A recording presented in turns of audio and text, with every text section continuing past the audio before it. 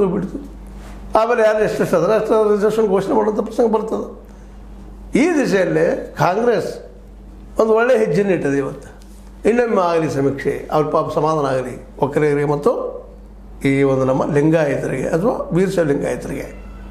ಅವ್ರ ಪಾಪ ನಮಗೆ ಅನ್ಯಾಯ ಆಗಿದೆ ಅಂತ ಹೇಳ್ತಾ ಇದ್ದಾರೆ ಅಂತೇಳಿ ಮತ್ತು ಮರುಗ್ ಸಮೀಕ್ಷೆಗೆ ಒಪ್ಪಿದ್ದಾರೆ. ಅದನ್ನು ಈಗ ಆಲ್ರೆಡಿ ಒಕ್ಕಲಿಗ ಸಮುದಾಯ ಮತ್ತು ವೀರಶೈವ ಸಮುದಾಯವರು ಒಪ್ಕೊಂಡಿದ್ದಾರೆ.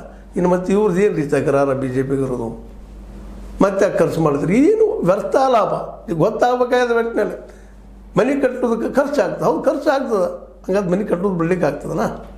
ಇಲ್ಲಿ ಜನರಿಗೆಲ್ಲ ಅನ್ಯಾಯ ಆಗ್ತದೆ. ಇವತ್ತು ಮೀಸಲಾತಿಯಿಂದಾಗಿ ಕೆಲವರು ಅನ್ಯಾಯ ಆಗ್ಯದ. ಈಗ ಯಾರು ಅನ್ಯಾಯ ಆಗ್ಯದ ಅದು ರೆಕ್ಟಿಫೈ ಮಾಡಿ ಯಾರು ಎಷ್ಟು ಪ್ರಮಾಣದಲ್ಲಿದ್ರೆ ಅವ್ರು ಯಾರು ರಿಸರ್ವೇಷನ್ ಕೊಡುವಂಥ ಕೆಲಸವನ್ನು ಮಾಡ್ತಾ ಇದ್ದಾರೆ.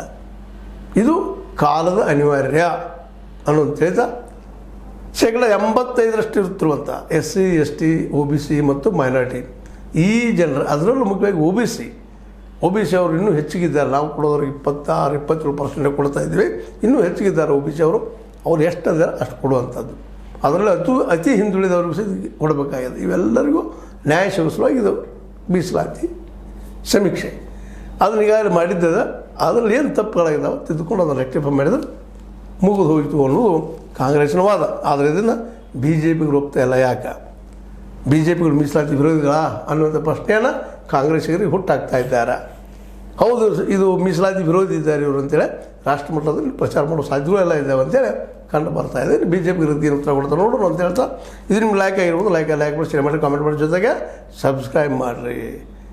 H16 ನ್ಯೂಸ್ ಅರ್ಥಾತ್ ಸೀತಾರಾಮನ್ ಸತ್ಯ ಕೈಗೊಂಡೆ ವಂದನೆಗಳು.